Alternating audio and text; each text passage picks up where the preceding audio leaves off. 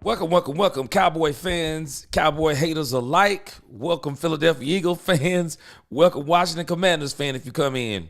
I'm the G, and I'm the host of Let's Talk Cowboys, where we talk facts. Let's talk facts.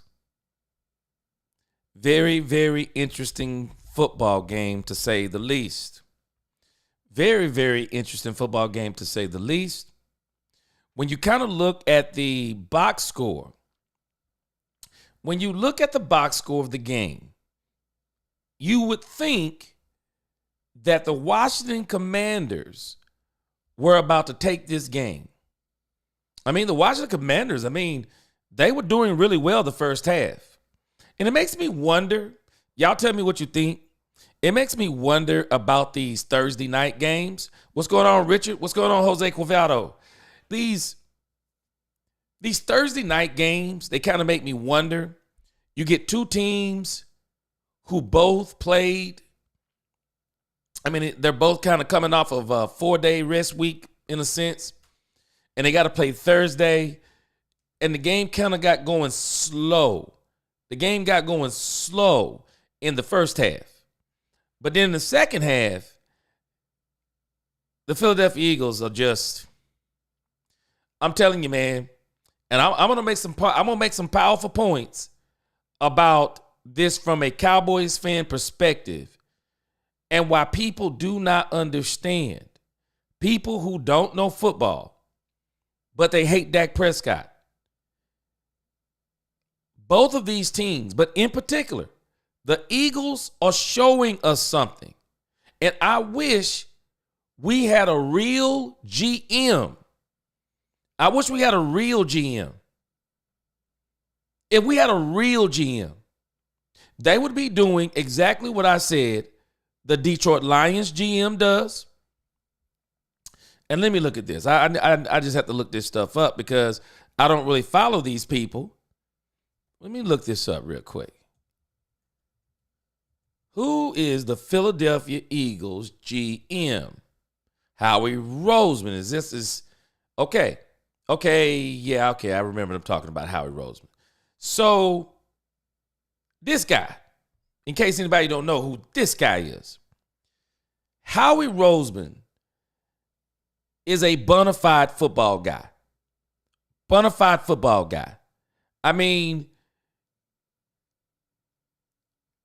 It says that he is in his 25th season. Is this correct?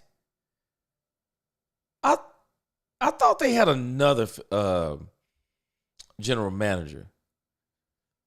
But I guess maybe this is him. Let me see here. It's Howie Roseman. Okay. Wow, I thought they'd got someone else. This guy's been around for a while. But this guy here, y'all. This guy made a decision that he wanted to win. And he decided that they were going to put players around their quarterback. And people do not understand when you start looking at this stuff, man. It's insane. We give the Dallas Cowboys, just because we get mad at Dak Prescott, we hate Dak Prescott, we will make up all kinds of excuses and say, well, it's because of Dak Prescott's contract. That's why the Dallas Cowboys can't do A, B, C, and D. This is why the Cowboys can't do blah, blah, blah. Well, it's strange to me when you think about the fact that Jalen Hurts has a 5-year, $255 million deal, $179 million guaranteed. And I guarantee you they're going to go and work his deal again, and they're probably going to extend him. But when you look at the fact that how are they able to manage the salary cap like this? How are they able to do this? How are they able to manage a salary cap? $179 million guaranteed. 5 years. 5 years. $13 million cap hit, 21, 31, 41. How are they able to do it? Signing bonus, looks like prorated, option, pro. How are they able to do it? How are they able to do it, y'all? And when you look at the depth chart of the Philadelphia Eagles, watching them play tonight, there is a reason why the Philadelphia Eagles, they are the threat. They are the only threat. They are the only threat to me at this point to the Detroit Lions. They're the only threat. And when you look at their depth chart, I want you to see what they did. What did they do? What did they do for Jalen Hurts? So we make up all these excuses. We got Jalen Hurts on a $179 million deal, guaranteed, $255. Promise you he'll get extended. I want you to look at what this man has around him. Saquon Barkley. Now, we're about to look at these box scores for the Philadelphia Eagles. And I'm going to show you how incredible their box score is. I'm going to show you these Philadelphia Eagles are for real. These guys are for real. Look at the running back behind Saquon Barkley. Let me tell y'all something. This Kenneth Gainwell kid, let me tell you something. They had pretty much stopped Saquon Barkley most of the game. You know who got the running game on track? Kenneth Gainwell. Kenneth Gainwell got the game on track. He was the one who started rattling off runs on that drive. Then they came back in the next two drives, and then Saquon Barkley started rattling off those runs. Look at this depth chart. A.J. Brown, Devontae Smith, Dallas Goedert. I mean, just their skill positions alone. Man, they're loaded. You don't sign a quarterback to a huge deal.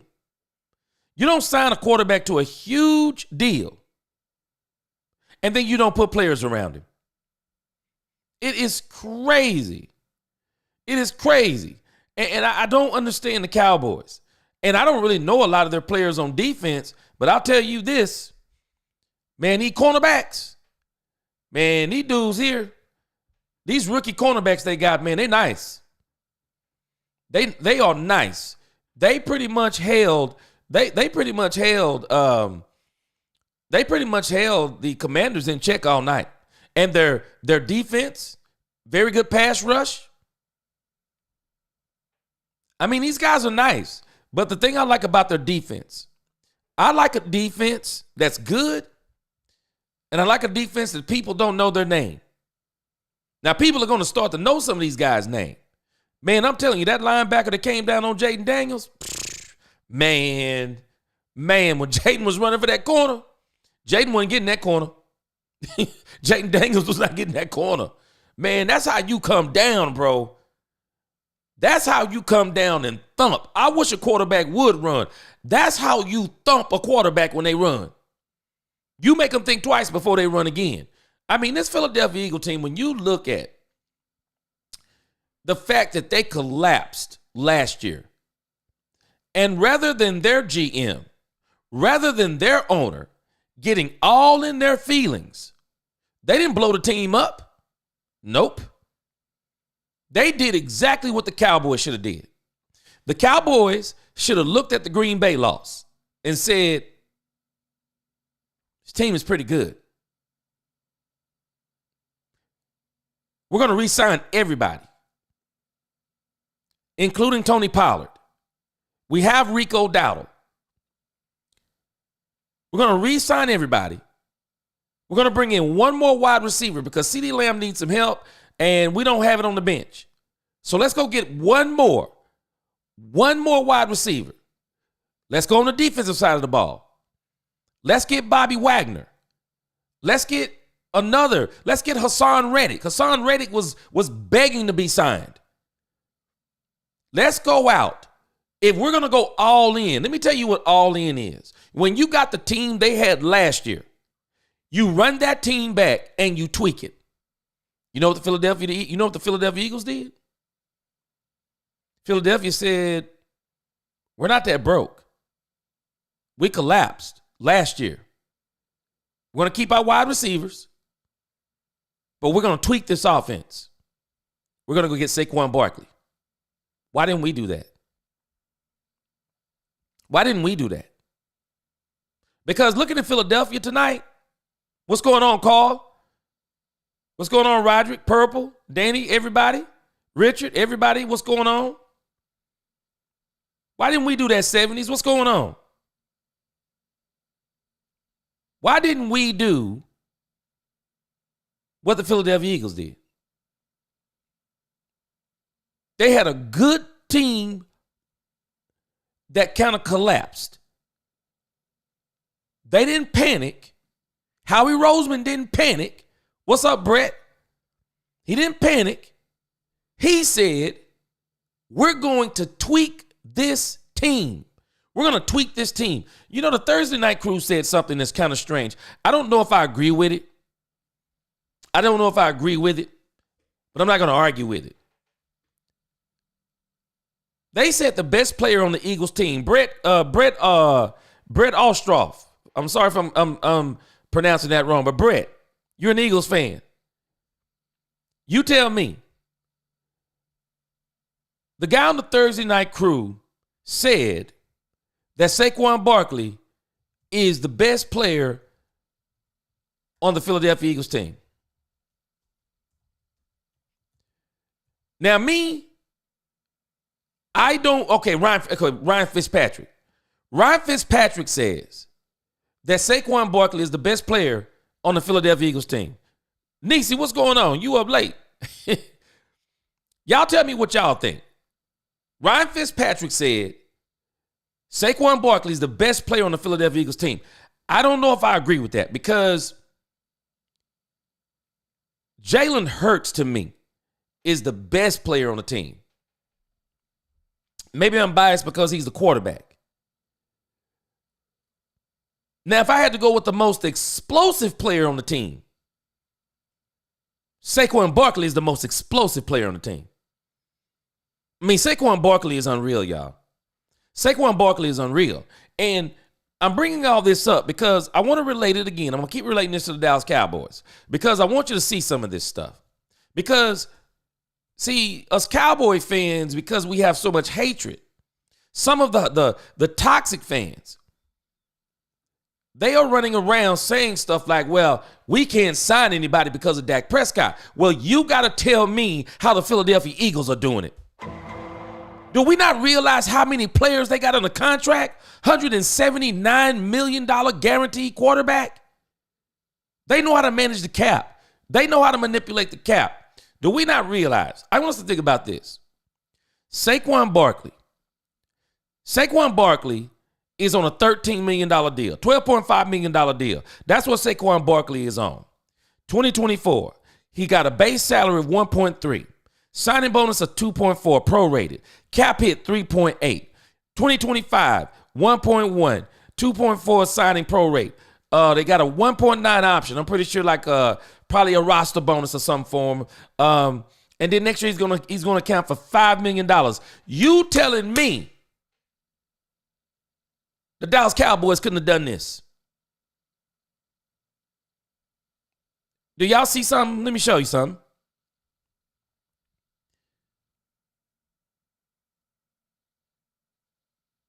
The Dallas Cowboys. You telling me that they couldn't have pulled this off? And then if you say you don't want Saquon Barkley in 2026, look at this. This is when all the money hit. This is when the big money hit. You can get out of that deal. You can get out of that deal. $20 million, 24, $8 million dead cap. You can get out of that deal. So you're telling me, Dallas, with the team you had last year, that you don't think it was worth it to do what the Philadelphia Eagles did and say, we're not going to get in our feelings because we collapsed. The Eagles literally collapsed, y'all, and rose from the ashes like a phoenix. I mean, rose from the ashes. They said, we're not staying down. We're not blowing this team up. We're going to keep A.J. Brown, extend him. We're going to keep Devontae Smith, extend him. Dallas Goedert, Jalen Hurts, everything is good. We're not tripping. We don't care. Do y'all know that some of the same things that the fans were saying about Dak Prescott, some of the Philly fans were saying about Jalen Hurts? Oh, this is going to be the year. Last year, we're going to determine blah, blah, blah. What is he and what is this? Shut up. Jalen Hurts is a good quarterback. Jalen Hurts is a good, borderline great quarterback. Jalen Hurts is on the brink of being an elite quarterback. Dak Prescott, people don't want to understand, don't want to admit it. Dak Prescott is a great quarterback. He's absolutely great. I guarantee you, Kellen Moore, listen to him talk about Dak Prescott. He'll tell you there's nothing he can't do. His mind, what he sees. Dak Prescott's problem this season. Don't think Dak Prescott hasn't been reading the field. What's going on with Dak Prescott is somebody told him he has to throw the ball to CeeDee Lamb no matter what, and he's forcing the ball to CeeDee Lamb. Dak is throwing in these extremely tight windows. Anybody notice what was going on with Jalen Hurts' wide receivers tonight? Jalen Hurts' wide receivers were running wide open. I'm talking wide open. And Jalen Hurts throws some beautiful balls, beautiful passes, but those guys are running wide open. Why? You know what? I'm going to give you some tidbits about Kellen Moore that I thought was very telling. Y'all tell me it's not ironic. They gave an interesting stat tonight. I remember that when Mike McCarthy squirreled his way into the play calling and pushed out Kellen Moore, he said, I just want to run the damn ball. That's what he said. Excuse my French. Well, I just want to run the damn ball. And then persisted to not run the damn ball. And now in 2024, it's not that we can't run the ball. We won't run the ball. Because Mike McCarthy, once it's successful, he wants to go back to the past because he's past happy. But I'm going to give you a stat about Kellen Moore I find to be very ironic. They mentioned it tonight. Do y'all know that Kellen Moore throws the ball 55% of the time? Kellen Moore runs the ball 55% of the time.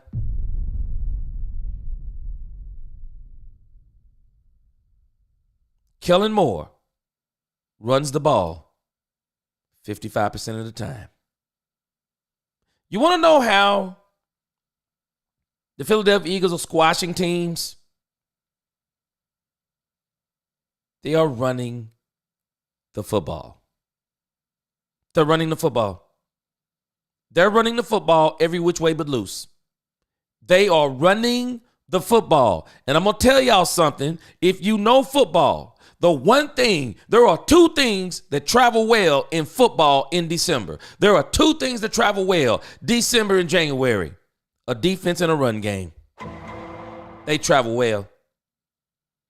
All that finesse, the finesse wide receivers, yeah, that's good. You're going to need them. You know, your quarterback throwing out all over the field. You need them. But unfortunately, sometimes in the playoffs, you run into these games. You run into these games where the conditions are not good. It's cold. It's wet. It might snow. It may be muddy. Well, now we need to run. We need the run game. We need the defense. We need the defense to come and just crack heads. We need a running game that just punishes a defense. That if it's not physical enough, we're going to run them off the field. I'm telling you, what we're dealing with is that we don't have a real GM. We don't have real GMs. We don't have real football guys looking over the football business. We got businessmen that can handle football business as in the marketing, but they can't handle the football business as it pertains to the cap. They can't handle the business as it applies to the personnel. And what has happened to the Philadelphia Eagles, they got somebody that knows personnel on their team. They got somebody that can say, hey, this is what we need, so let's go get it. They went and got it. And they're going to be the team that's probably going to be battling the Detroit Lions to go to the Super Bowl and representing the NFC. 70s fan said, what's up? I said, what's up, 70s? And he said, I wish I knew, G. The Joneses think they know better than the fans know. You know what's crazy? Y'all know what the best form of flattery is? Imitation. You know how you get better at something? You emulate what's good. You emulate what's good, and then you put your own on it. J Army official said, man, just imagine Dallas with Saquon and Derrick Henry. Dallas would tear the league up.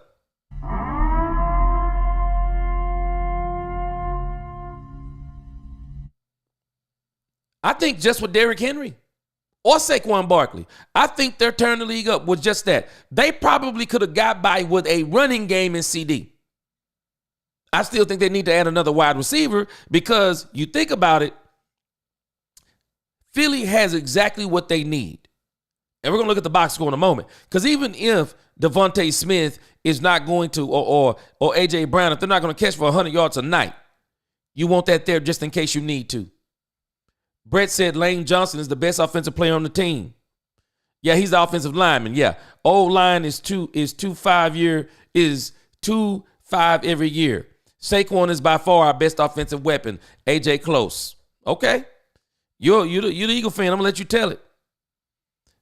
I don't know if I would probably argue with you, but one thing I can't argue, Saquon Barkley is a bomb. He's an atomic bomb. The Dallas Cowboys, y'all, we don't understand something what we're looking at. The Dallas Cowboys, they're not as bad as they look. Do we not realize we stopped Saquon Barkley last week? The problem is their run game also consists of Jalen Hurts. We stopped Saquon Barkley, but we couldn't stop Jalen Hurts. And this is the problem with this this is the problem with this Eagle team, and this is the problem with this Detroit team. They both have similar issues as far as their potency of weapons. See, you might stop Jalen Hurts tonight. You may stop Saquon Barkley and Jalen Hurts tonight, like they did early. And then Kenneth Gainwell comes in and changes up the pace. And then Kenneth Gainwell comes in and changes up the pace. And then they say, now we're going to hit you with Saquon Barkley. Now we're going to hit you with a couple of runs from Jalen Hurts. Now we're going to unleash the whole stable of runners on you now. And there's nothing you can do. Even this Will Shipley kid can run. Man, this is how you build a team right here, bro. This is how you build a team, man. I mean, the Eagles still got weapons. Jahan Dotson. I mean, we talked about Goddard. I mean, they got Grant, this Calcaterra guy. I mean, these guys, man, they got weapons all over the place. Man, I'm sorry, but the Philadelphia Eagles, they're just like the Detroit Lions. They can beat you all kinds of ways. They all hard out, man. The 70s fan said, our cap guy come from a restaurant. I remember they were talking about that. He come from a restaurant. I don't think he understands the cap. He don't. Danny said, Jerry is like he paying for the Tyson fight tomorrow night. I mean, that's his problem. He's good with business. She's not good with football business. Gee, Kellen Moore will derail this team somehow. You mark my word. We're going to see. I'll tell you this, 70s. If he'll keep running that ball, can't go wrong, because the kicker tried to do him in tonight. I mean, the field goal kicker was trying his best. He said, if y'all going to put it on me, y'all going to lose tonight. I mean, the field goal kicker was trying everything he could do. What do you have? What, two missed field goals in the first half? 2 missed field goals, missed extra point. And to me, the Commanders pretty much dominated the first half. When I got a little bit concerned, because I was like, okay, Jalen Hurts he took a pretty rough hit. He's a tough kid, though. He came back in the second half. And second half, after Shipley kind of got it warmed up, I mean, Saquon Barkley. Boy. Saquon Barkley. J Army, boy, I'm like you. Man, I remember when he hit that open market, I said, man, Dallas, please go get Saquon Barkley. Man. Let's look at some of the box score on this. The box score on this is incredible. And I'm always intrigued by this part of the box score. Now, I'm going to show y'all something. See, Jerry says when he signs you to a deal, like he said about CeeDee Lamb, well, Stephen Jones said, well, the kind of money we're going to be paying CD, he better touch the ball 12 to 15 times. Really? Does he have to touch the ball 12 to 15 times? Or does he need to touch the ball when he work his way open? Do we throw him the ball when he's open? Or do we force it to him 12 to 15 times? Because somebody told Dak Prescott that you must throw the ball to CeeDee Lamb. Jalen Hurts don't operate like that. Jalen Hurts throw it to you when you're open. Kellen Moore ain't going on a pitch count. Kellen Moore says, here's the play. If he's not open, Jalen, do your thing. I'm going to show you the box score. The box score is insane. Nisi said Nick told Kellen he better incorporate the run if he wants to stay here. Let me tell you something, Nisi. Y'all better pay attention to Kellen Moore. Kellen Moore, just like Ben Johnson, his stock is rising. Kellen Moore is putting on a tape for the league, y'all. We might not realize it, but Kellen Moore keeps interviewing every single year there's a head coach job open because people like Kellen Moore. And I find it to be powerful that his most successful quarterback has been Dak Prescott, but he hasn't been as successful with other quarterbacks like Dak Prescott. But teams keep looking at him. They keep looking at him. And I have to say, these first 9-10 games, Kellen Moore's been pretty good. He's calling to the strength of his team. That's what you want an offensive coordinator to do, because this is the same Kellen Moore that called the game that Dak Prescott had against Tom Brady, and Dak Prescott put Tom Brady out of the league, retired him. Well, I shouldn't say he retired him, but he made him go out on a loss. Dak Prescott played a flawless game, and I said, and this is when I said there must be some kind of fix-in. There must be a fix-in that the Dallas Cowboys, it must be written in a script that the Dallas Cowboys must fail every single season so they can be the drama of the league and bring the league attention. Because I don't understand how Kellen Moore called the game that he called against the Tampa Bay Buccaneers. I don't understand how he called that game. He called that. Let me show y'all something. Let me just show y'all something. I still don't understand this game that Kellen Moore called, and I think this is what the 70s fan is talking about. John Corvedo, what's up? He said, imagine if we use Deuce and Turpin more. You know what? I think that would be cool, but we need a back. We need a back to straight up run. Mike McCarthy's trying to duplicate his Super Bowl because his best running back had 750 yards, but he had 4 good receivers. Exactly, and that's why I say the West Coast offense is designed to have super studs all the way across the board. In 70s, I think this is what you're talking about. Because I'll never understand this Tampa Bay game. How do you go from this Tampa Bay game to the 49er game? Y'all look at this. Anybody ever looked at this box score? I'll never forget this game. Dak Prescott was literally flawless. He was flawless. He went to the sideline, y'all. And I remember after a couple of them things, man, Dak Prescott was in his game so hard. I don't know what he did. He threw something. One of the trainers or somebody gave him a pill. He threw it in that water and downed it. I said, Dak Prescott he done went in Terminator mode. Look at this. Dak Prescott was 25 of 33, 305 yards, 4 touchdowns. Kellen Moore called the game of his life, y'all. And Tony Pollard, he was only 15 of 77. I mean, it was incredible. It was literally incredible what Dak Prescott did. This is why Dalton Schultz was thinking that he was a top 5 tight end because of what Dak did with him that year. I mean, Dak was flawless. Look at this. Look at all these players he hit. It was crazy. Dak was on the run, 7 for 24. It was one of the best games Dak Prescott had. And Kellen Moore came back the next game, and he was just like Mike McCarthy. It was like he forgot he even called this game. It was like he forgot he even called that game. He didn't use none of the creativity, none of the bootlegs, none of the play action, none of that stuff. But right now, Kellen Moore's putting the tape on for the league, y'all. Kellen Moore is telling this league, I can call plays. I will run the ball if you get me a running back. He's telling the whole league this.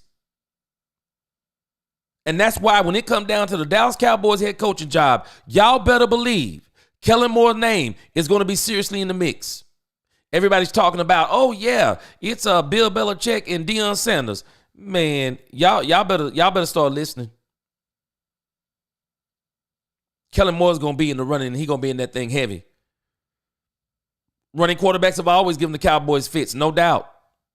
Jay Army says, I honestly want to see Dallas experiment with CD by putting him at running back. He's fast. It could help the running game. They should then in the draft get some round 1 receivers for day 1. I want them to get the kid from Auburn. I think that Jonathan Mingo might be a better option in the backfield than CeeDee Lamb. Man, we got to understand something. CeeDee Lamb has been very durable, but CeeDee Lamb's not a big guy. You mess around and start putting him in that backfield too much, you're going to get him knocked, you're going to get him broke up. But I think Jonathan Mingo, he's faster than CeeDee Lamb. He runs a 4.46, 228, 6'2". I mean, you're talking Deebo Samuel. You're talking Deebo Samuel type size. So Jonathan Mingo, and we're going to see, maybe this will be the package. Maybe Jonathan Mingo will start running some of those jet sweeps. Maybe he'll start being in the backfield. But what I think they need to do with CD is I think they do need to get more creative with him, move him all over the field, and try to scheme him open, rub routes, posts, seams. I mean, whatever you can do to get him open. And I'm hoping Jonathan Mingo can help with that. No cap, what's going on? Just wait till Christian McCaffrey warms up and Kyle unleashes Mason, CMC, Garindo. Yeah, yep. And you know what? People better watch out for San Francisco. They do this every single year. They'll be in that 3 and 4 range, and then all of a sudden, they flip a switch, and then San Francisco will rattle off 6, 7, 8 games. So Detroit right now, for me, NFC, top of the line. Philadelphia, Philadelphia I think is 2. Minnesota has to be 3 just right now, but they're declining.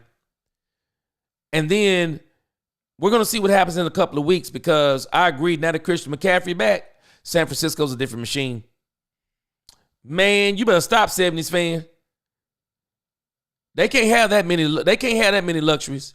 I mean, you mess around and get a Philadelphia Eagles a kicking game, they will beat everybody in the league, because that kicker was trying his best. That kicker just basically told him, man, if you're going to let it be on me, I'm going to lose this game. Man, Danny said our Cowboys don't have any players because every player comes in and out and when they want to play for the better team than ours, they know what's going on with the Dallas Cowboys. Man, you know what? We got to change that narrative, because I do believe that players don't want to play for Dallas unless they want to be famous. Mike Fisher talked about Bill Belichick wants to be the head coach. For sure. For sure. He does want to be the coach. But I also think that Bill Belichick is saying I want to be the coach, but you're going to have to make sure you let me coach. And you're going to let me shop for the groceries. It's not going to be a Bill Parcells thing. Brett says the Jones make their players beg for their money.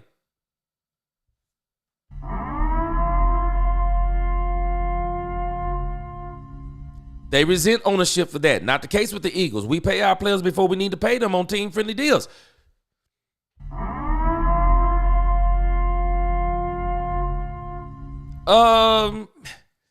You can't argue, Brett. Howie Roseman, I think it was either Terrence Parsons, and it might not have been, it was Tad Prescott.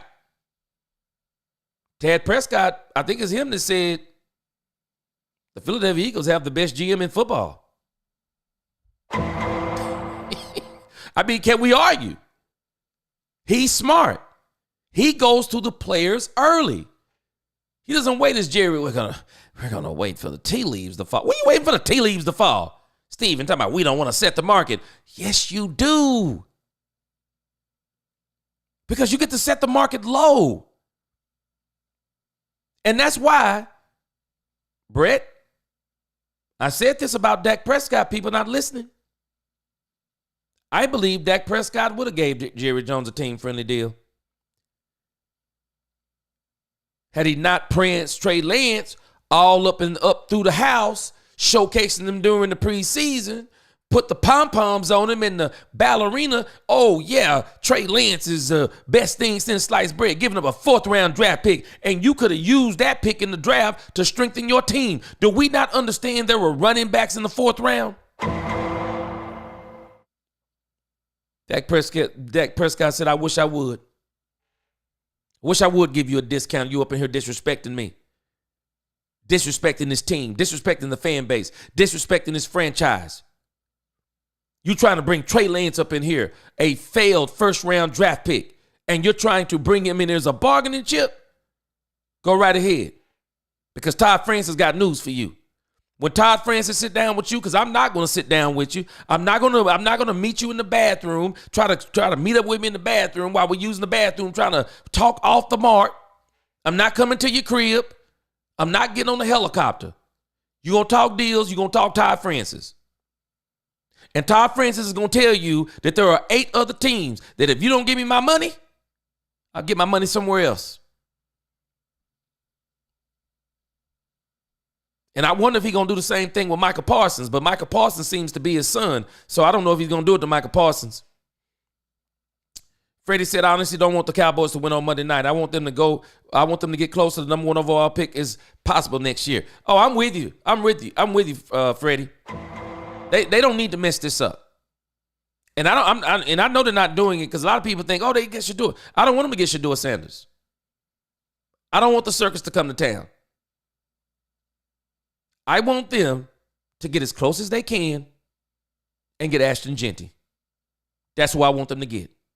And if you get the opportunity to get way up in there, I wouldn't even get Travis Hunter. I would be looking for the team that wants him so bad, which I don't think they're going to get that high anyway. I don't think they're going to get as high as even Shedeur or Travis. But if I did, I'd trade that pick. If I got in the top 5, I'd trade back. I'd trade back to the team to where I could get Ashton Genty and I would still get me another 1st-round draft pick. That's what I would do. I'm with you. I don't want them to and I don't even know why we're saying this, Freddie. I mean, anything could happen. But I just got a strange feeling that there's nothing they're going to be able to do to beat the Houston Texans. Short of the whole 1st and 2nd team coming down with the flu. I don't think there's anything they're going to be able to do. Danny said, who's our offensive coordinator for our Dallas? Well, it's, of course, I'm pretty sure you're talking about now it's Mike McCarthy. But if it's going to be, Jerry is probably going to try to save money, and he'll probably try to get the head coach, be the head coach and the play caller.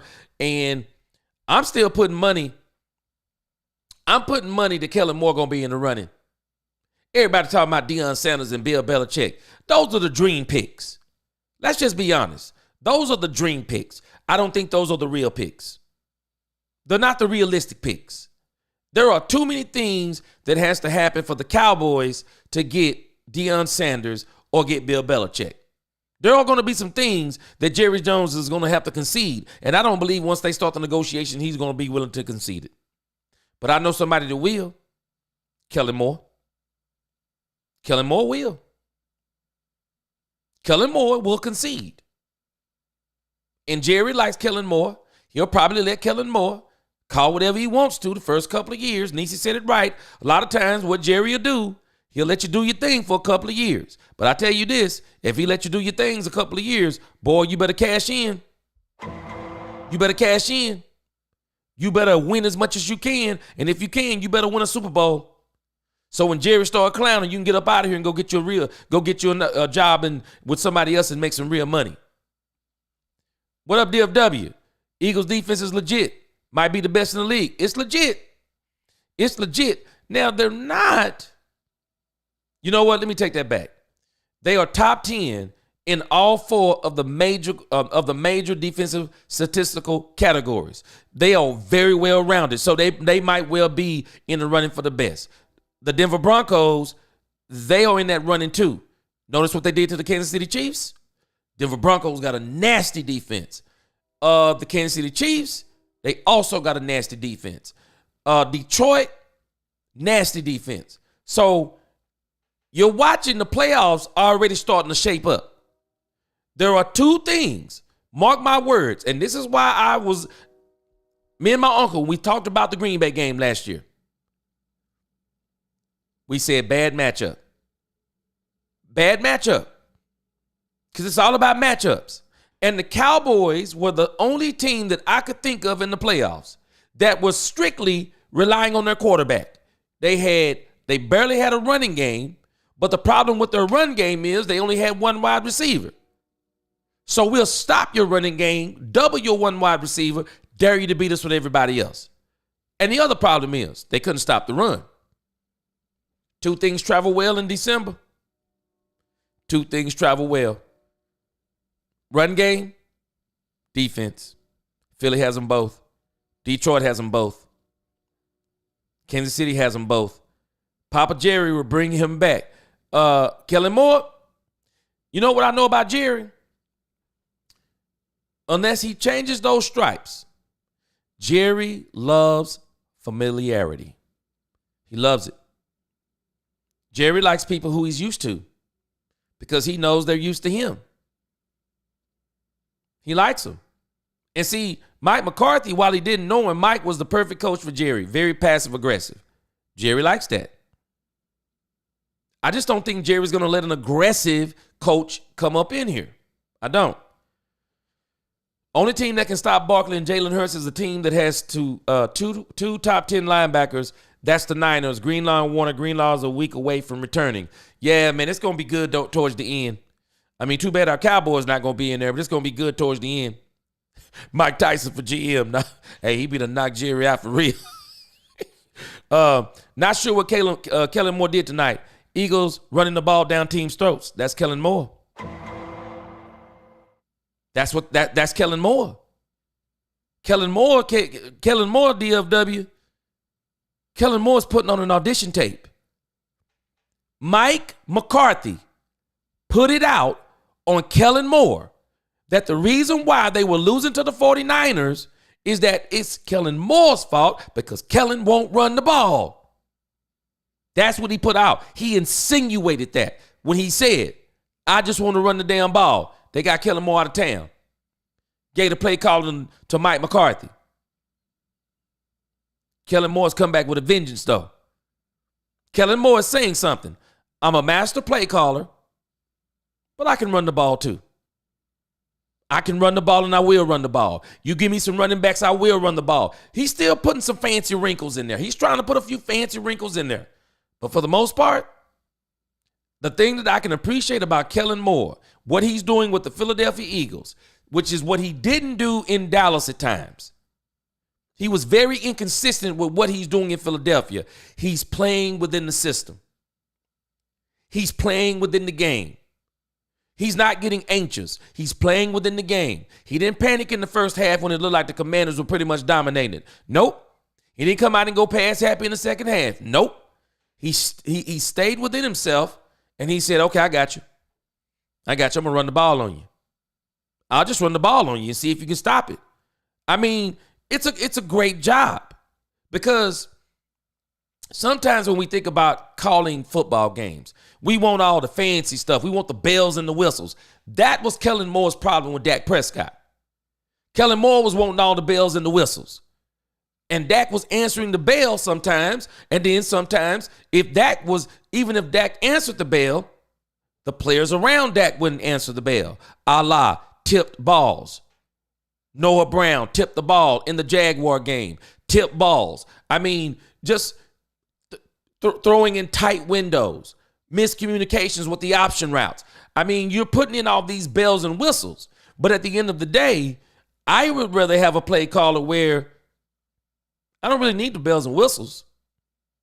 What I need for you to do is understand the strengths of my team, the weaknesses of my team, and put us in the best position to win. And I just need a couple of the bells here and there. But keep it simple. Keep it simple. And when you can do that, and when you got the personnel to do that, DFW, you can win some games. Because that's how the Cowboys won in the 90s. They're pretty simple. We run the ball to the left, run it to the right, pitch to the left, pitch to the right, up the middle, play action, Troy Aikman, hit Michael Irvin, hit Alvin Harper, ball game. Ball game. Every now and then we might throw in a flea flicker. Every now and then we might bring Deion Sanders in and let him run down the field when he was on the team. Every now and then we might ring a bell.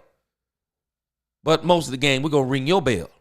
Because we just going to run the ball. I mean, we're going to ring your bell. That's what we're going to do. We're going to take it to you. We're going to run the ball, and there's nothing you can do about it.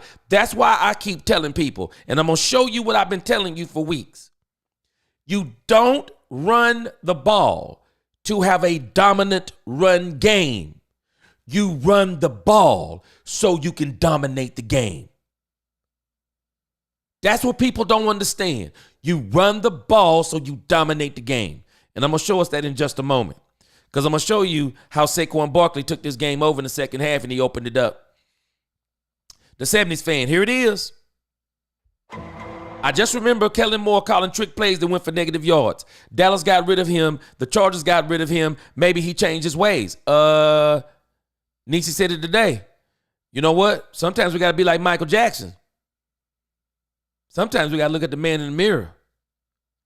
You got to ask him to change his ways. I'll never forget when Tony Romo made that speech. Poor Tony Romo's speech. I'm going to have to do a video on that this year. Tony Romo said the battle that you have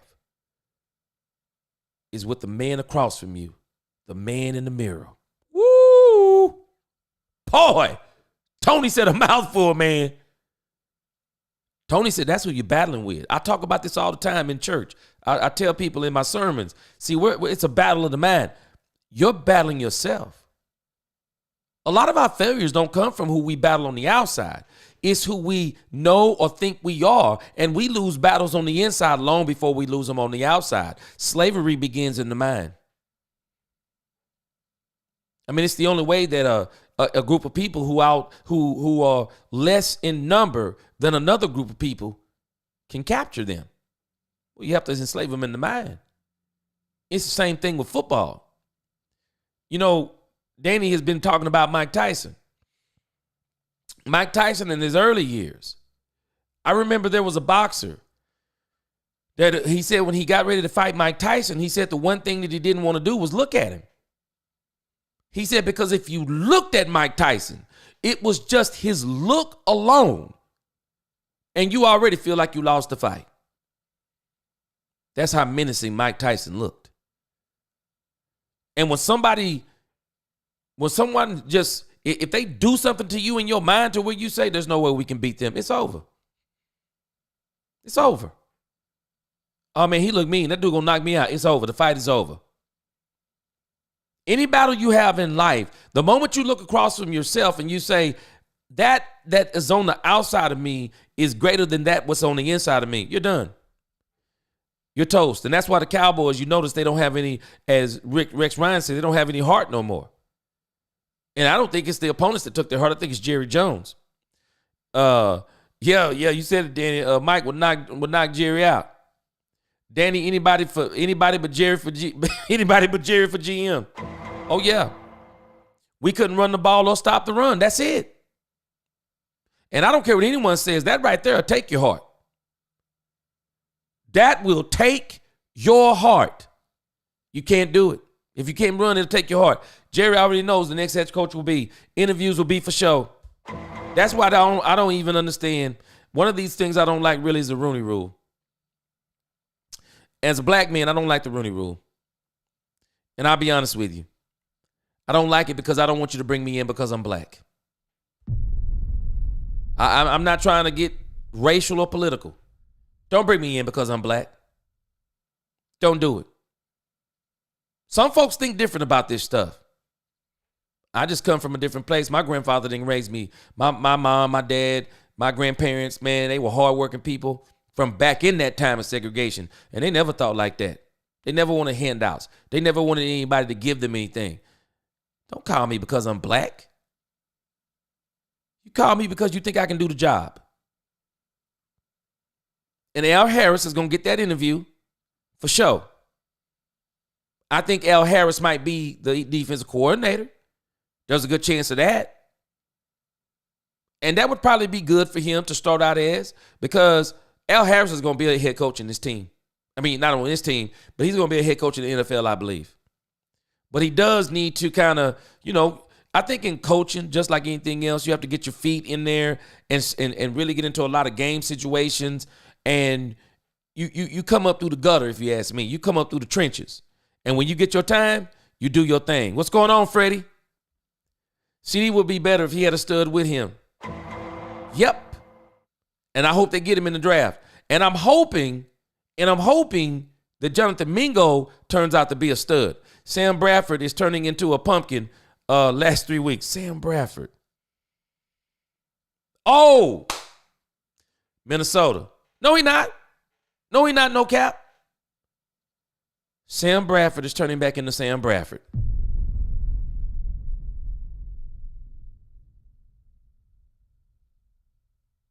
Make these backup quarterbacks starting quarterbacks.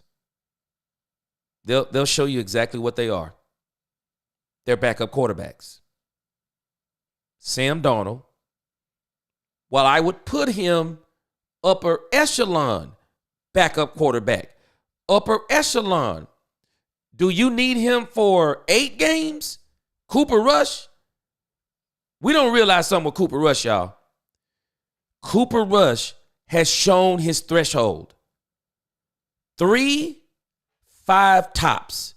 That's as good as he gets. Once they get tape on him, he done. He toast. And the better the competition get, he declines. Sam Darnold, do you notice what's happening? We're getting into the meat of the schedules. Mike McCarthy said something in his press conference I totally respect. When Mike McCarthy said, September is a great opportunity to win games. You know why? Shortened preseason. Teams are not playing their starters in the preseason. So if you can get your players together and have them ready to go in the preseason, you can hit the ground running in September, and before you know it, before everyone else kind of figures out what they are, if you already know what you are, you can be 3-1 or you can be 4-0 in September. And that's what happened to a lot of those teams like the Minnesotas. Got a pretty good start. New Orleans Saints. Everybody thought they were world beaters. I mean, you can go down the line on a lot of these teams. They got these good starts. People didn't know who people were still trying to get themselves together because they let some of their players sit out. And now that we're getting into the meat of the schedules, Washington Commanders. You notice what they did? Dan Quinn had that team ready. They jumped out. Everybody like they're world beaters. They don't look like world beaters anymore. And I know Jaden Daniels is dealing with a little bit of an injury, but they don't look like world beaters no more. As the season goes on, what happens is teams get better. And when teams get better, the teams that are better and they start getting their stuff together, those teams that had that big start, they come back to earth. But if you're a good team and you get your stuff together early, then you can really put the pedal to the metal. Detroit Lions, Philadelphia Eagles started 2-2, shaky. Now they've rattled off, 5, 6 in a row. You might start out slow, but then everybody starts coming back to the pack. The Commanders, they're coming back to the pack. Minnesota, they're coming back to the pack. New Orleans Saints, they fell off the boat. The Indianapolis Colts fell off the boat. I mean, you can go down the line on these teams, man. These teams got these good starts because these other teams weren't ready. Seattle Seahawks fell off the boat. I mean, you're watching it, man, right in front of your face. And if we're not careful, the Houston Texans, because they're missing their number one wide receiver, they got some problems on the line. The Houston Texans are kind of teetering. That's why they need to beat the Dallas Cowboys. And that's going to be the Dallas Cowboys problem. That's going to be the Dallas Cowboys problem on Monday. Yes, sir. Freddie says if Jerry don't resign McCarthy, which I think he just might do, I will not be surprised, Freddie. They lose 3 games in a row. Houston will probably beat the snot out of them. The New York Giants could possibly win that game. The New York Giants are trying to get up in there too. They want a quarterback. So they might lose. I think Dan Campbell is going to undress us. I do. I think Dan Campbell is going to bring out everything he can to beat the Dallas Cowboys. And if they wind up going 0-3 and if it looks extremely, extremely bad, they get to go on break. I will not be surprised if Mike McCarthy resigns. Oh, I'm with you, Stacy. Yep. I don't think he'll ever let that. And I don't even think it's just Jerry. I think it's whatever team that they have together that Jerry is the figurehead of. Because 105.3 The Fan alluded to this.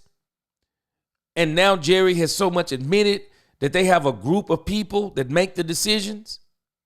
Even though Jerry says the buck stops with him, I believe the buck stops with Stephen Jones. Freddie says, I think the next coach is Belichick, Witten, Romo, or long shot Ben Johnson. I don't think any of them going to make it. I definitely wouldn't think Belichick. You definitely wouldn't want to do Romo. Witten is too green. He's coaching high school. Belichick, I think, could do it. I just think with the Belichick thing, there's going to have to be a serious discussion that Jerry's going to have to let Belichick do the football stuff like he did with Jimmy Johnson. Because if he doesn't, I promise you, Bill Belichick is not coming here because Bill Belichick. This is the part we're discounting, y'all. Do y'all know Bill Belichick is going to have all kinds of offers next year? There will be teams that will be offering Bill Belichick exactly what the Dallas Cowboys probably won't give him. Carolina Panthers, they might let Bill come in and run the franchise. The Raiders, they might let him come in and run the franchise. The Giants, they might let him come in and run the franchise. The Jets definitely might let him come in and run the franchise. I mean, the offers for Bill Belichick are going to be infinite. So while everybody acting like the Dallas Cowboys are the creme de la creme of the pick of the crop, I don't think they are. I think that of every team available out there that needs a coach, I believe, and I'm a diehard Dallas Cowboy fan, I believe the Dallas Cowboy job is the bottom of the barrel. Because of Jerry Jones, Stephen Jones, and whatever insane team they have that's running this thing. Because I think now that Jerry is more of a figurehead. So whatever they got running this thing, if you're a head coach, you're only coming here for one reason. And let's be realistic. You want everybody in the world to know your name. Trey Songz says, I bet the neighbors know my name. You're coming to Dallas for the neighbors to know your name. We're not a destination that's known for winning anymore. It's been 28 years. We got to give Mike McCarthy some credit, y'all.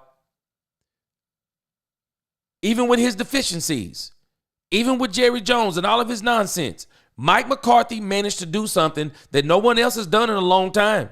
He strung together 3 winning. And I'm not talking about 9-8, 10-6, 8-1. Nope. 12 wins, 3 seasons in a row. Culminated last year. They collapsed in the playoffs. Jerry Jones, rather than doing what Howie Roseman and their owner did, tweak it. Okay, I see what we did wrong. Maybe we relied a little bit too much on Jalen Hurts' arm. How about we bring in Saquon Barkley? Same thing the Baltimore Ravens did. Okay, we tried to rely on Lamar Jackson's arm in the playoffs. What'd he do? He threw an interception in the end zone. How about we figure out a situation to where maybe he doesn't have to do that again? This is what you do. You don't panic and destroy your team because you're throwing a fit like a little kid. You be someone who understands the game and say, okay, I know how this is going to work. We got a pretty good team. Let's tweak it. That's like having that's like having a sports car and get a flat tire and you go, man, I got a flat tire. I'm going to junk this car. Take it to the junkyard. How about just getting some new tires? How about just getting a new tire? We don't think like that. The Joneses, I think, care about being talked about, money, and then the team in that order, the 70s fan. Yep. And that's why to me, I don't think this is a job that's creme de la creme. And everybody keep talking about Belichick coming to the Cowboys, Deion coming to the Cowboys. Do we not know there's other teams that want Belichick and other teams that want Deion? And Belichick and Deion would have to be really, they got to ask themselves, which franchise gives me the best opportunity for legacy, for a Super Bowl? Which team does that? Is it the Cowboys? I don't think so. I was watching the Dan Sileo where he had Philly 500 and Mark Holmes on it, and he said that sometimes like Howie Roseman deal with the Eagles is almost up. He could come to Dallas if Jerry steps down. I wish he would. But I'm telling you about Jerry Jones. That ain't Jerry Jones running this thing. This is a team of some sort. And I don't know what the team is comprised of. But I think Stephen Jones is leading the charge. Ryan says, I still have the 49ers and the Lions over the Eagles. The Commanders have been regressing since that Panthers game. Hey, you know what? Ryan can't argue with you. We're going to see what it do. Because I tell you this, 49ers do this stuff every single year. You think the 49ers are done, and they come out of the ashes and start whooping everybody. And Christian McCaffrey is back. I'm very interested to see what he looks like over the next 3 games because if Christian McCaffrey is back, San Francisco is back. No Cap says what sucks for Dallas is they might not even get a top 5 pick because there's so many bad teams this year. They're going to lose the tiebreakers. That's why I said I don't think the Cowboys are going to crack the top 5. The only way they truly top or they get in that top 5, they must tank every game. 3 wins must be it. If they don't, if the Cowboys get 4 wins, they're still going to probably be at number 10 or 11. It's that many bad teams. So that's why for me, I think that Genty is going to be the pick. No one should even be thinking about Sanders and Travis Hunter. Ryan says, I don't go by records to determine how good a team is. I'm not fooled by Philly's record. They mess around too much. We're going to see. See if they can buckle it down as they get towards the end. See if they can buckle it down. Parsons, Trayvon Diggs for Ashton Genty. Man, boy, I already told you I'd have made the Herschel Walker trade with Michael Parsons. Andre said, do you read what the heck on the internet about Tony Romo might be the head coach? Man, I'm not buying it. I am not buying it. Boy, they like to keep the Cowboys in the news. Let me tell y'all something. Let me tell y'all why I know that's not true. Let me tell you why that's not true.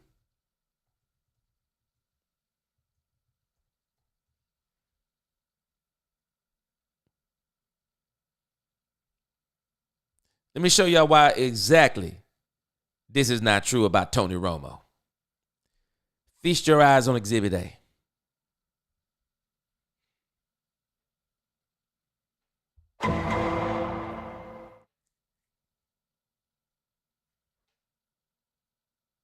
Explain it to me. You got a wife. You got beautiful children. Tony Romo loves to play golf. He plays a lot of golf in the offseason. For a while there, Tony Romo was trying to make the pro circuit. People do not understand about this dude, understand something about this dude, Tony Romo. Look this dude up, man. Tony Romo was an athlete, man. Tony Romo was an athlete. He could play all the sports. Dude can straight up hoop. He can hoop. He can play football. And he's good at golf. But all of that is great. He gets spends time with his family, take vacations. But even that is not what I'm looking at. Why would Tony Romo give up $17.5 million a season?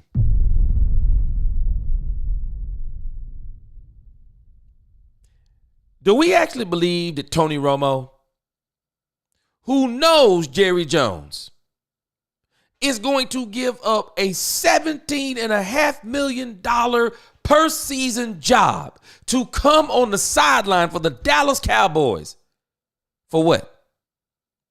$10 million? Jerry not matching that salary. If Jerry matches that salary, Tony Romo better get ready. He will literally have managers from Walmart being his offensive or being his defensive coordinator and his position coaches. There is no way Jerry brings him in at that money and then he gives him the coaches that he needs around him.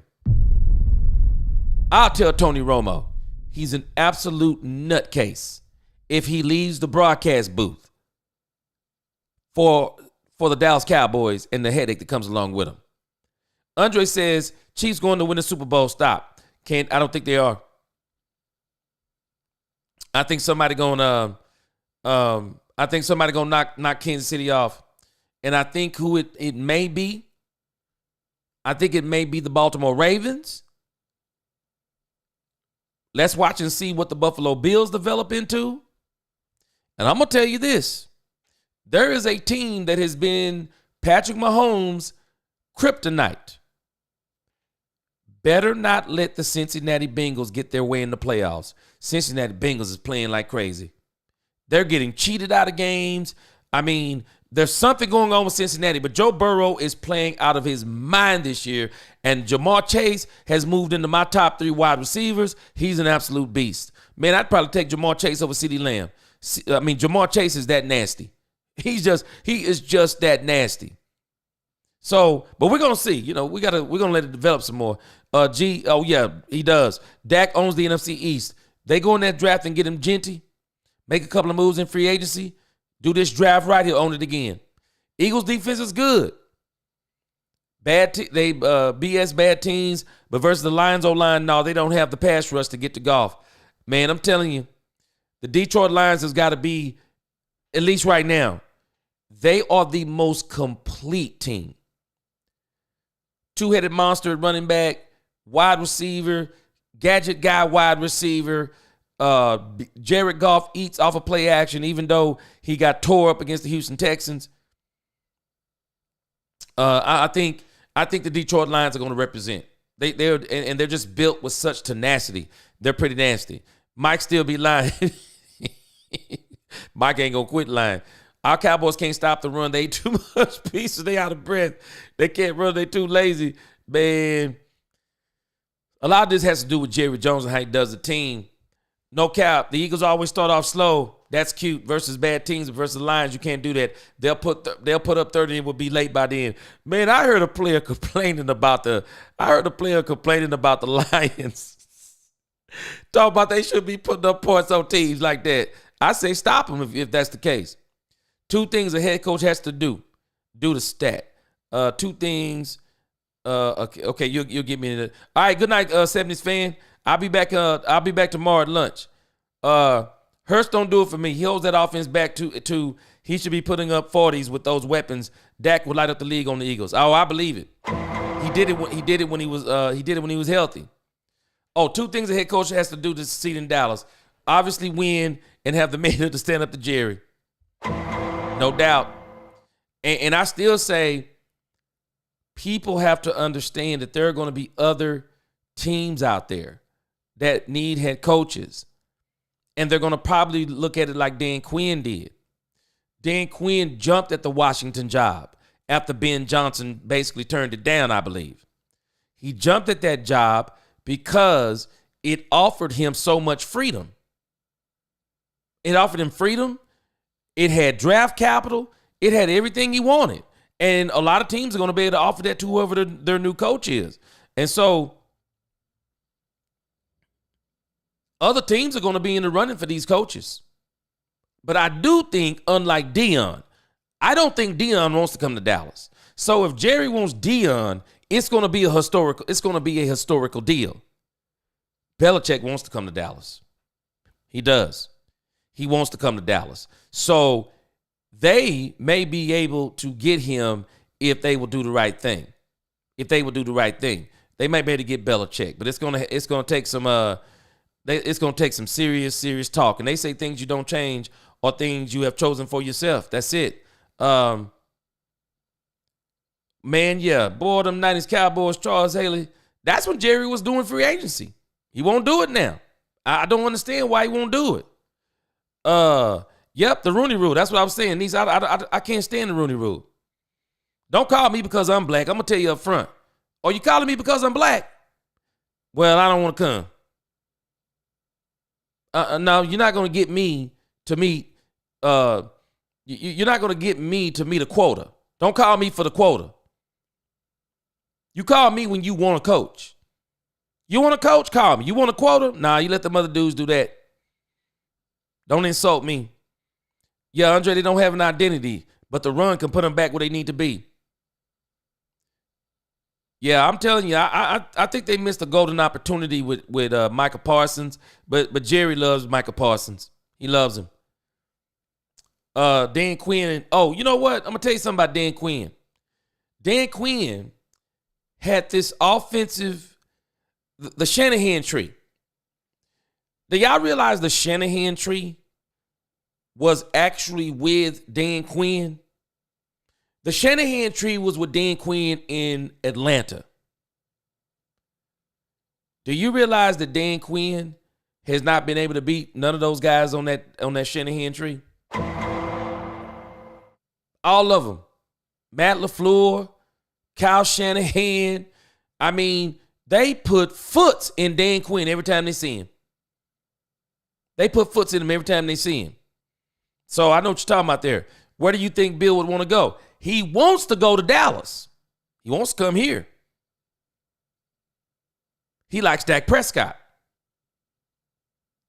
I don't think Bill wants to go through the quarterback thing again. He wants a quarterback that can win right now. And if you're looking at it like that, Bill is older. Bill don't want to have to build a team from the quarterback up. At least that's what I think. He tried that with Matt Jones. It didn't work. So for Bill, I think what's attractive about the Cowboys is Dak Prescott. So he would come here because he wouldn't have to worry about a quarterback that has the work ethic because Dak has the work ethic. It would be more of a Brady type thing. So the only thing that Bill would need is to put the players around Dak. And so I think he wants to come here for that reason. I mean, some of these guys, they're younger. The Ben Johnsons of the world. They don't mind going to a team and starting with a brand new quarterback. They don't mind doing that. Belichick ain't no spring chicken. Belichick ain't got time for a quarterback to be developed. He wants that quarterback to be ready to go when he gets there. Hear me out. If Matt Stafford retires and I'm Jerry Jones, I'm calling the Rams about Sean McVay. I'm telling you something about Sean McVay. I think if Dak Prescott came available, Sean McVay was going to let Matthew Stafford get out of there and get Dak Prescott. Sean McVay is like that too. See, if you can get him a quarterback that can win, he'll take him. I mean, Matt Stafford was basically at the end of his career when he got him.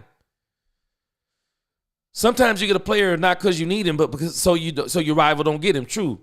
49ers got Christian McCaffrey to use against the Rams. Oh, because the Rams were about to get him. Boy, I tell you what, it was one of the best things they did. One of the best things they did. We're going to look at this box score after I finish these last few comments, then we're going to get out of here. Do you think Mingo will show out Monday? Nope. Nope. Uh-oh. Marcus said the Detroit Lions are overrated. We're going to find out. We are definitely going to find out. If they are serious about winning, then hire Bill and change the culture. I think that they will do that if they bring in Bill. Jerry got that good old boy GM from the Eagles. Oh, go get that good old boy GM from the Eagles. Yes. Yes, he's got to be one of the best in the game right now. If I was GM, I'm restructuring Lamb and Dak and signing T. Higgins and Budda Baker and drafting Ashton Jeanty. And they're going to do that. With the two things you mentioned, they're flipping the switch on that. The Cowboys going to have $100 million in cap space. You can book it. I want to look at something on this box score because it's very telling to me.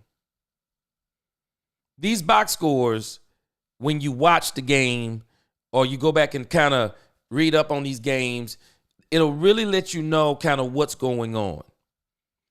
And the thing that I find to be so telling about this box score, I want you to look at this number right here. I keep saying this over and over and over, and this is what the Dallas Cowboys messed up this season. The Dallas Cowboys still could have won games this season, even with the team they have. I want you to look at this box score. I want you to see the correlation between two numbers. See this number right here? Saquon Barkley ran the ball 26 times. How many times have I been saying they should run Rico Dowdle? 25 times. Your lead running back, you run him 25 times. Your secondary running back, Kenneth Gainwell, he only got 4 carries. You really didn't need him to get any more. You know why? Because he got 43 yards carry. He was hitting them for a whopping 10.8 yards per carry. He did his job. He got 43 yards. Without Jalen Hurts, y'all, without Jalen Hurts, the Philadelphia Eagles rushed for a whopping 189 yards. That's how you win football games. That's how you win football games. Jalen Hurts. Here's the number I want you to look at too. Now, here's 9 for 40. Give or take, most quarterbacks can get you that. Maybe when Dak get that hamstring repaired, get his rehab done, Dak will probably be able to get you 20 yards, 25 yards a game on scrambles. But you want those to be kind of like Hurts did. Not all the way like Hurts did. I didn't like the way Hurts did some of them. I think if your quarterback's going to run, he needs to get out of bounds. Get your butt out of bounds or slide. Don't take some. Jaden Daniels, stop taking these hits. Jaden Daniels was taking some stupid hits tonight. Stop taking those hits.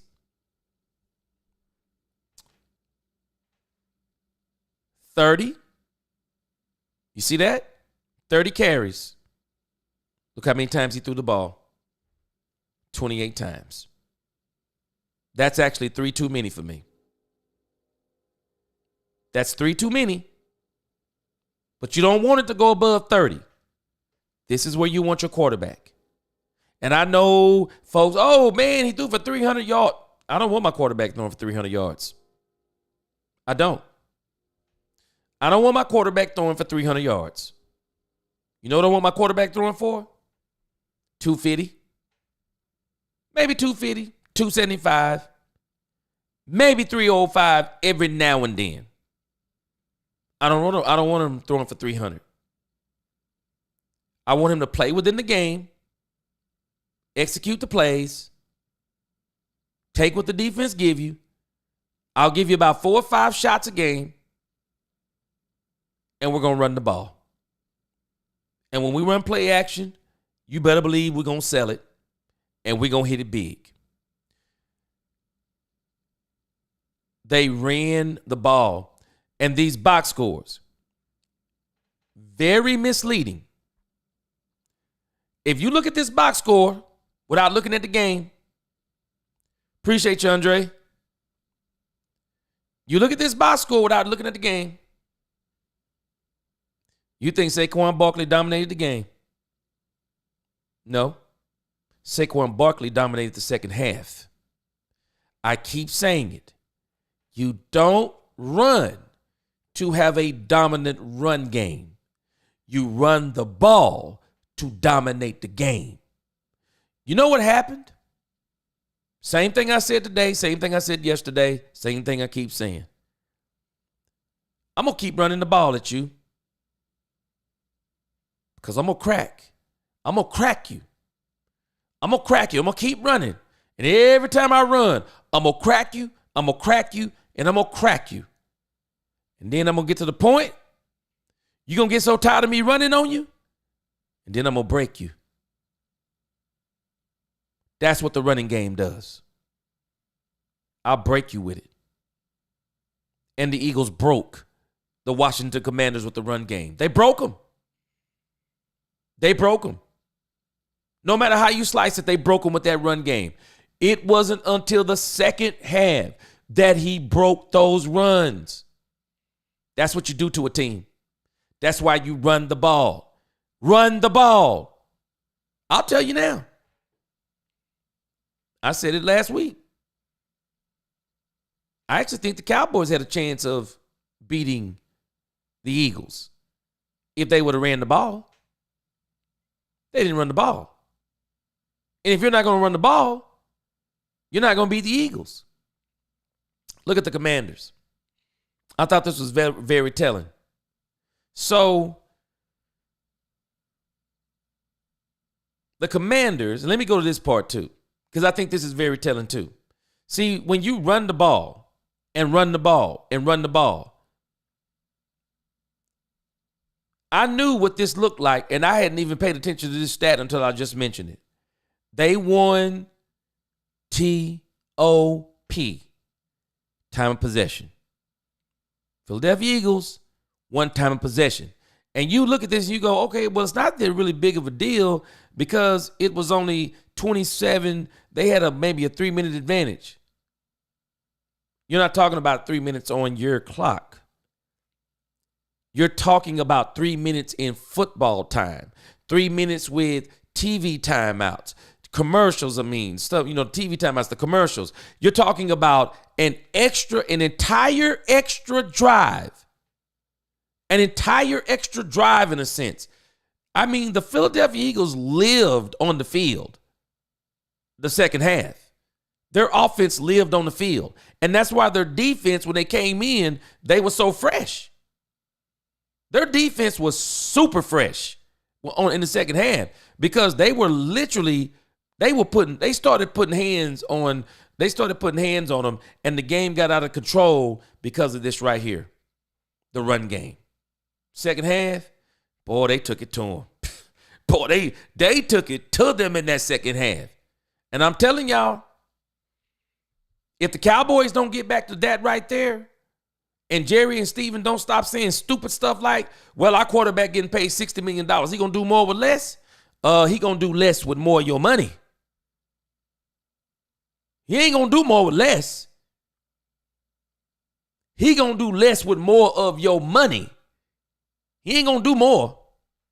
And I'm sorry, I'm not giving you my money and not putting anybody around you. And that's exactly what they did with Dak Prescott. And so when I look at the Philadelphia Eagles,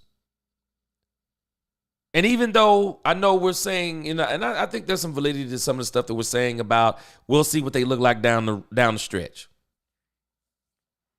But I tell you this,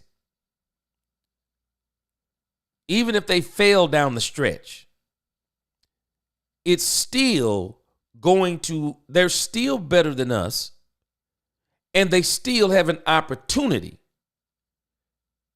that they're going to be there when it comes to the Washington.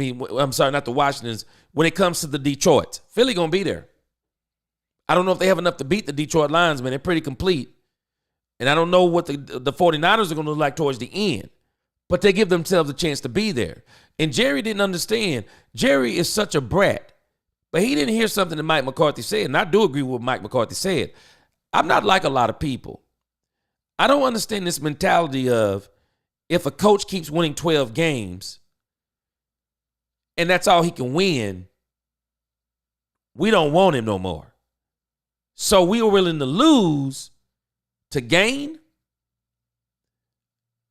With the team the Cowboys had, I'm sorry, I would have just ran that team back. I'd have tweaked it and did whatever I could to win with it until the wheels fall off. But Jerry Jones is going to get the opportunity to prove us all wrong.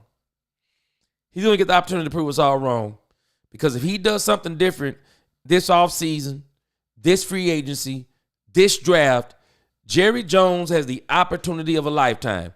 Jerry Jones has the opportunity to totally redeem himself from this insane disaster of a 2024 season. Jerry not about the Super Bowl, Revelation says. He is all about the Cowboy glory. And you ever notice a lot of times he's always talking about those old days? Can't live up to the old days. Janet Jackson said, what have you done for me lately? This is a different society. A lot of people weren't even alive when the Cowboys won Super Bowl. Weren't even alive when Cowboys won Super Bowls. A lot of folks, it's a thing of mythology, history. I mean, they don't even know. This team, they don't have no clue. Jay Army says, I don't know if it just makes me sad that Jerry and Stephen Jones don't care about winning anymore, or if they do, they won't make it. They want to make the roster as cheap as possible, where it's hard for the coaches to win. Boy, that's terrible, man. I'm agreeing with you. Dan Quinn lost the game when he didn't take the 3 points to go up 13-12. Man, you're talking about a game of inches. I was wondering about that too. And you know what I said in that situation too, no cap? I also was kind of confused because I told my wife, I said, well, with the way the Philadelphia Eagles kicker is kicking, if I'm the Washington Redskins, I actually want to keep this as close as possible. I want to make this into a field goal game because, man, he got that thing. He got it in his head now. He got that goat in his head now. When them kickers get that goat in their head and they start trying to think about, okay, why is the ball going here? What? You got them. Boy, they thinking too hard to kick now. So if they could have kept it to field goals, I would love to have seen that kicker for the Philadelphia Eagles. I would have loved to seen that kicker have to kick that last field goal. I would have loved it. I would have loved to see it. I would have loved to see it. Yep, yeah. They say numbers don't lie. People lie on numbers. I would have loved. I would have loved to see it. And I tell you, that's one of the reasons why, like I said, Revelation, I like to look at the game, but I also like to look at the box score, because if you look at the box score and the game, they tell a complete picture. And that's why I say, if you look at that box score, man, you know, you look up here at this box score, these box scores will trip you out when you start looking at them, because like I say, you look at that 18-26 and you be like, yeah, man, Philadelphia kind of manhandled them. But if you look, you know, it's like, wait a minute.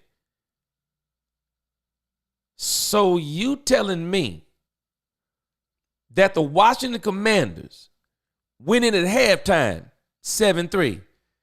Yep. Their defense was really playing good.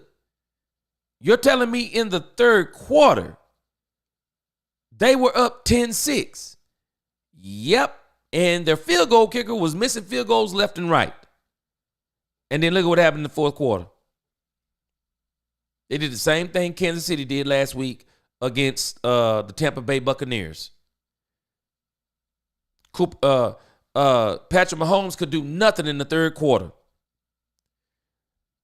They started running that rock. Kareem Hunt started running that rock. That's all she wrote. It was all she wrote.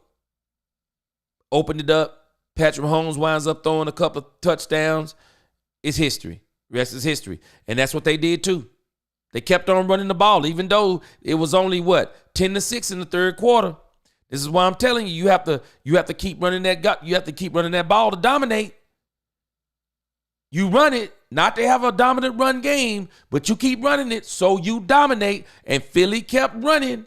And that number 14 is who really opened up the run game. And then Saquon Barkley came in and said, then let me do my thing. And that's what he did. Yep, that's exactly what he did. So, pretty boring game. Purple said it best. It was a pretty boring game. Now, it wasn't a boring game to you if you were probably a Philadelphia fan. I mean, because for me, you know, there are people sometimes that look at some of these Dallas Cowboy games, they go, that was boring. Man, when the Dallas Cowboys winning, man, it's never boring to me. I'm just glad that, I'm like, hey, they winning. I'm learning things about the teams. About the team, good situations. They can learn from some of these situations, how to improve, different things like that. I mean, I'm looking at all this stuff going, cool with me, long as we win the game. And so for Philadelphia, they 8-2. They're 8-2. Commanders are 7-4. I want y'all to think about how crazy this is, man. Every time I think about this, it makes me mad.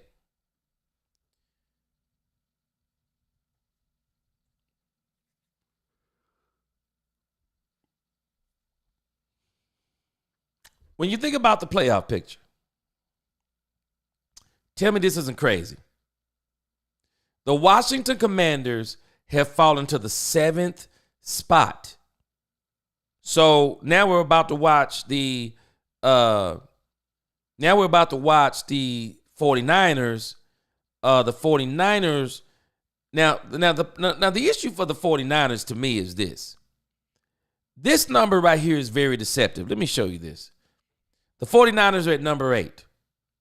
This is very deceptive because they're in the NFC West. You know who the number 1 team in the NFC West is right now? And why I know the 49ers are going to take this division? Look at this. The Cardinals. There is no way the Cardinals are going to hold on to that spot. There's no way. I will not be surprised once the San Francisco 49ers take that spot from them. The Cardinals are literally going to fall out of the playoffs. You're going to see them down in this area. But the thing that I find to be so crazy, do we realize that if the Cowboys still had Dak Prescott, still had their team intact, do we realize that the Cowboys are literally only 2 losses behind the Commanders? They would have the Commanders coming up twice on their schedule. They could easily, if they had Dak, beat the Commanders twice, put the Cowboys at 5-6, have them at 7-6. Cowboys beat the Giants 6-6.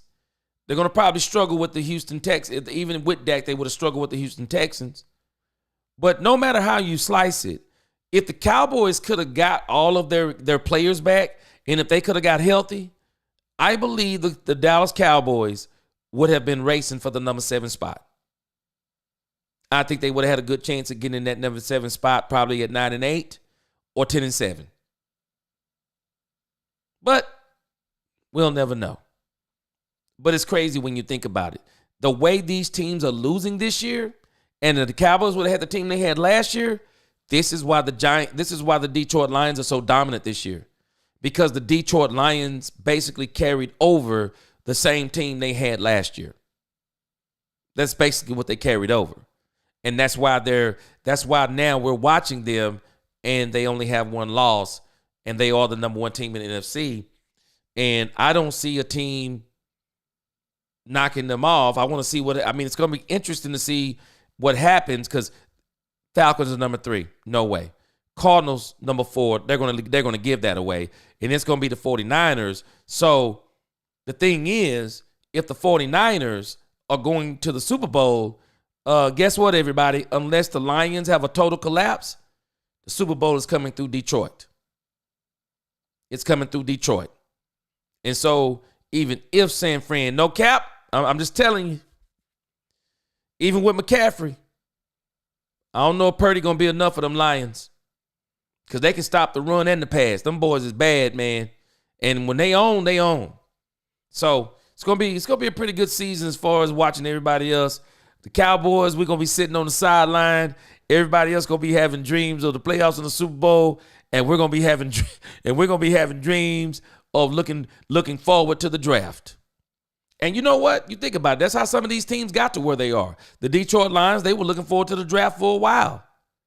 Now look at them. The Falcons, they were looking forward to the draft for a while. Now look at the Falcons. So now the Cowboys get to look forward to the draft, and we'll see what it looks like as we get to the end.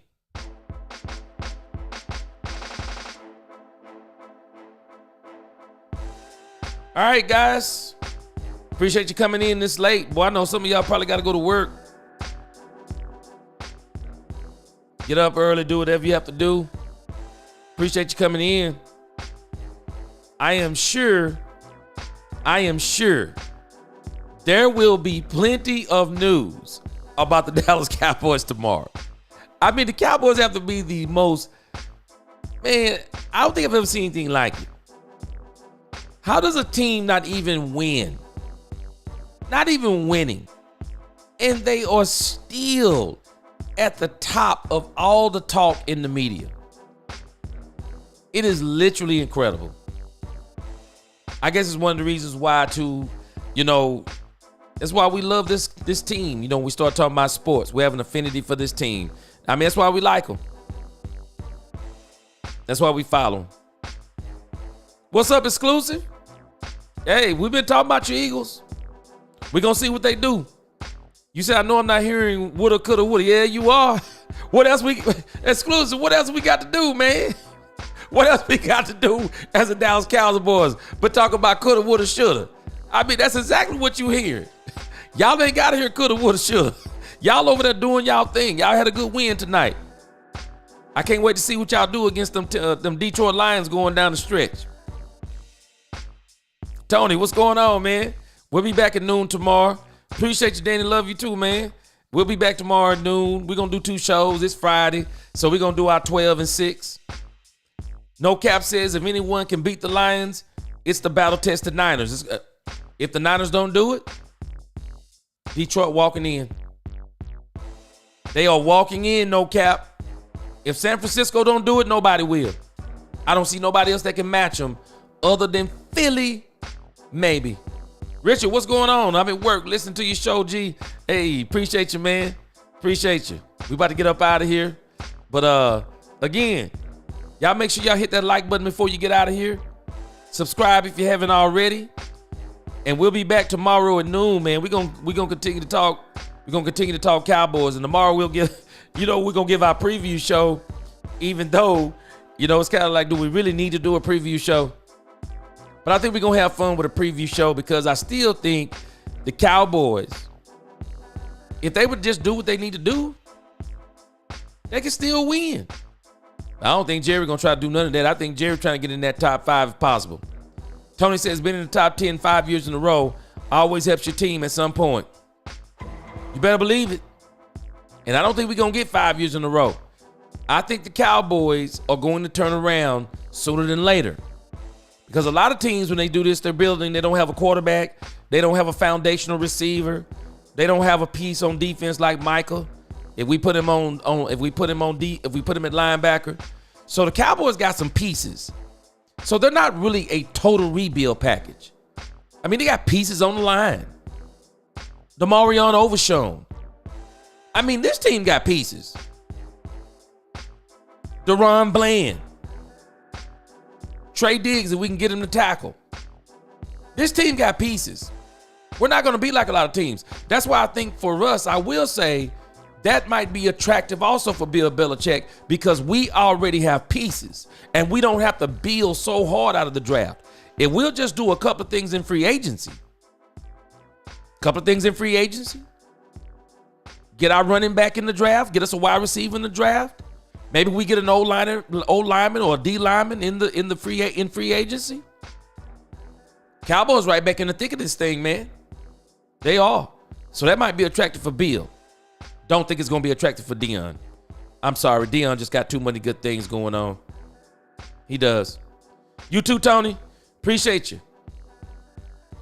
We play week 16 versus Lions. Boy, I can't wait, no cap. I can't wait. We're going to definitely talk about that week for sure. Because, I mean, the Cowboys, I mean, we ain't going to have a lot to talk about other than getting to the draft and, you know, whatever crazy might happen in the game. So we'll be talking about other NFC games. And we will be, again, talking about coulda, woulda, shoulda. But it's all good. Because we still love them Cowboys, right? Till the next time. Peace.